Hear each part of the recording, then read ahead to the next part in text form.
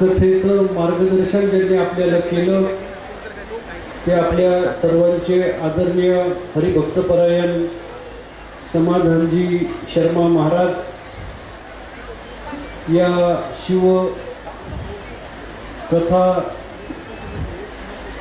नियोजन समितीचे शेवगावचे सर्व नागरिक ज्यांनी हा सोहळा आयोजित केला ते माननीय चंद्रशेखरजी घुले पाटील, माननीय डॉक्टर क्षितिज भैया घुले पाटील, जिल्हा परिषदेच्या माजी अध्यक्षा सौभाग्यवती राजश्रीताई चंद्रशेखर घुले पाटील, या कार्यक्रमाला उपस्थित असलेले सर्व सन्माननीय संत महंत आणि या महाकथेला आलेला सगळा माता भगिनींचा बंधू ज्येष्ठ मंडळी आणि तरुणांचा महासागर, आपल्या सर्वांना आमच्या घुले परिवाराच्या वतीनं प्रथमतः मी वंदन करतो। आणि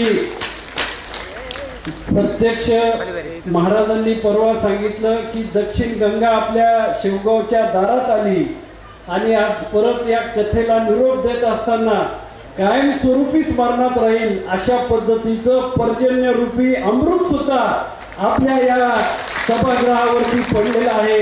हा शुभ शकून मानायचा आणि बाबांनी आदेश दिला त्या पद्धतीनं त्यांनी स्वतः चंद्रशेखर घुले पाटलांच्या गळ्यात आज हार घातलेला आहे आणि त्यांचा सन्मान करून पुन्हा एकदा भाऊंना आपण त्या ठिकाणी परत एकदा ही कथा आयोजित करण्याची संधी प्राप्त करून द्यायची एवढी नम्र विनंती सगळ्या माता भगिनींना, सगळ्या शेवगाव शहरवासियांना आणि सगळ्या जनतेला मी करतो।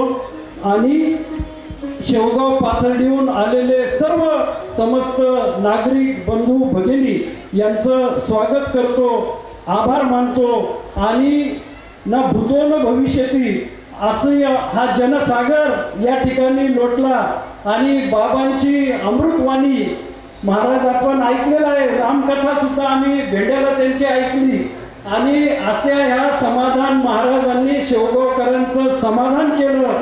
आणि बाबा मी नम्रपणे आपल्याला सांगतो की आमच्या शेवगावमध्ये दक्षिण गंगा आहे। ज्या वेळेस गौतम ऋषींची आपण आता गोष्ट सांगितली तर गौतम ऋषींनी मागणी केली शंकराला की परत एकदा माझ्यासाठी तू प्रकट हो। त्यावेळेस गंगेने सांगितलं की मी एकदा भगीरथाच्या तपश्चर्येने हिमालयात प्रकट झालेले आहे आणि मी काही आता परत प्रकट होणार नाही। त्यावेळेस महादेव शंकराने त्र्यंबकेश्वरला जटा आपटली आणि गंगेला आपल्या शेवगावच्या या वाहिनीमध्ये पाठवलं, असा हा इतिहास आहे।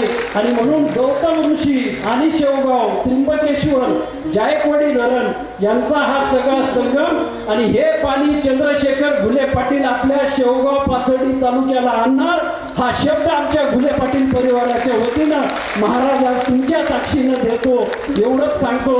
आणि अशा या पवित्र कामाला आजच्या या कथेच्या रूपानं आपल्याला बळ प्राप्त झालेलं आहे आणि ही बळ हे प्रेरणा लहानांपासून तर सर्व ज्येष्ठ मंडळींना प्राप्त झालेला आहे आणि त्याचा उपयोग आपल्याला या ठिकाणी घुले पाटील साहेबांचं जे चिन्ह आपल्याला प्राप्त होईल या हाताच्या बोटाचा वापर ते बटन दाबण्यासाठी करायचा एवढी नम्र विनंती मी आपल्याला करतो। आणि किती किती शुभ शकून पर्जन्यमानही आला, सगळे आनंदात आहेत आणि एवढा आनंद आपण प्राप्त करून दिला। या कथा अशाच पद्धतीनं अहोरात्र मी आपल्याला या नियोजन समितीला वचन देतो की चंद्रशेखर घुले पाटलांच्या माध्यमातून पुढचे 5 वर्ष अखंड हा कार्यक्रम आपण महाराज चालू ठेवणार। जी नवी कथा आपण आणणार ती पहिली आमच्या शेवगावच्या या पवित्र भूमीमध्ये आपण ऐकणार एवढं सांगतो।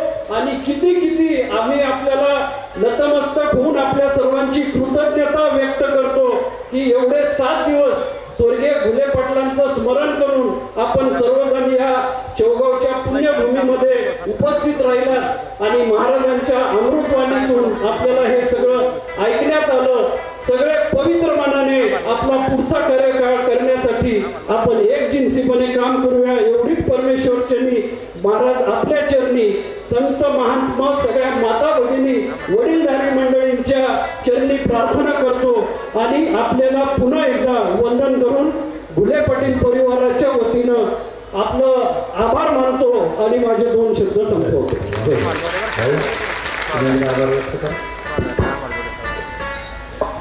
आज खरं महाराज सांगता होईल म्हणताच येत नाही अजून अखंड चालू राहिलं पाहिजे असं वाटतं. बरोबर आहे का सांगितलं आजवर करून सांगा बघा महाराज.